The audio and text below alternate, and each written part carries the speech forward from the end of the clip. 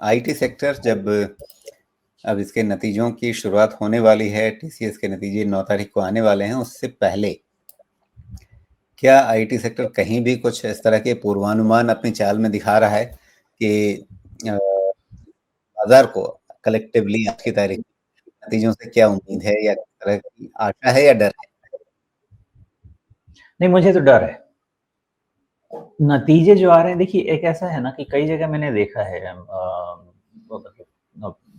कई बिजनेसेस देख चुका हूँ, कर भी रहा हूँ, लोग भी काम करते हैं। बहुत बिजनेसेस में देखने में आता है कि लोग कहानी बनाते हैं, अपने बिजनेस में भी देखते हैं। निफ्टी सॉरी आईटी वाली जो कंपनीज के जो आ रहे हैं ना, क्या बोलते हैं उसको, कॉन्फ्रेंस कॉल, और जिस तरह से उसको डील किया जा रहा है, मोस्टली मुझे कहानी दिखती है। कहानी बनाने के अलावा कुछ नहीं दिख रहा है। बाकी देखिए, एक सबसे ज़रूरी चीज़ याद रखिएगा कि आज के तारीख में हमारा बाज़ार गिर नहीं रहा है एफआईआई सेलिंग के बावजूद भी, बिकॉज़ आपके पास डीआईआईज़ के बाइंग का सपोर्ट है।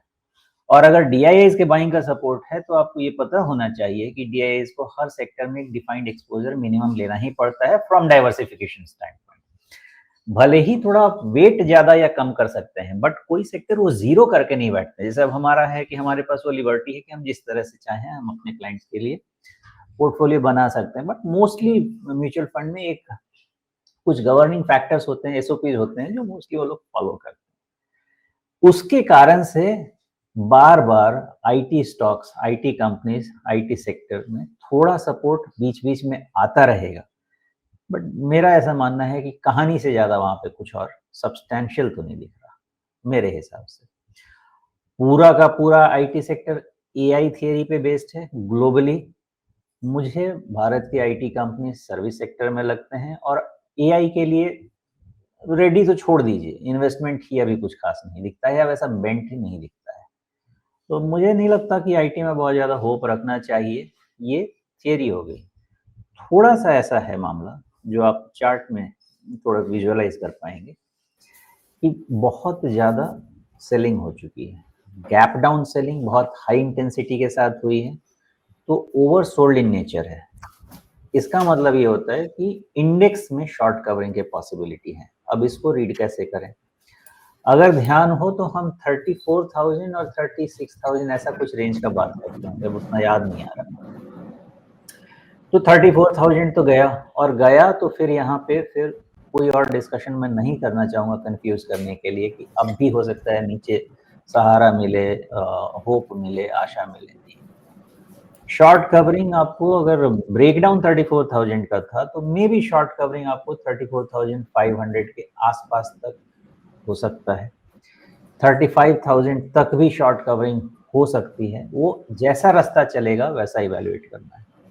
लेकिन चूंकि 34,000 टूट चुका है और ऑर्बिट नीचे का चेंज हो चुका है निफ्टी आईटी का, पर माय अंडरस्टैंडिंग, तो जब तक अब फिर से ये गैप फिलिंग प्रोसेस शुरू नहीं हो जाए, या आप यूं कहें कि टीसीएस, इन्फोसिस, विप्रो, इन सब का रिजल्ट इतना स्ट्रांग और इतना उनकी कमेंटरी कन्विंसिंग नहीं हो कि ये गैप फिलिंग प्रोसेस शुरू हो जाए, तब तक मान के चलिए कि आईटी में कभी भी सेल ऑन राइज हमेशा आता रहेगा। उतनी स्ट्रेंथ ना इंडेक्स में है, ना कंपनीज के परफॉर्मेंस में है, ना वैल्यूएशन पैरामीटर में है, ना ही उनके फ्यूचर में।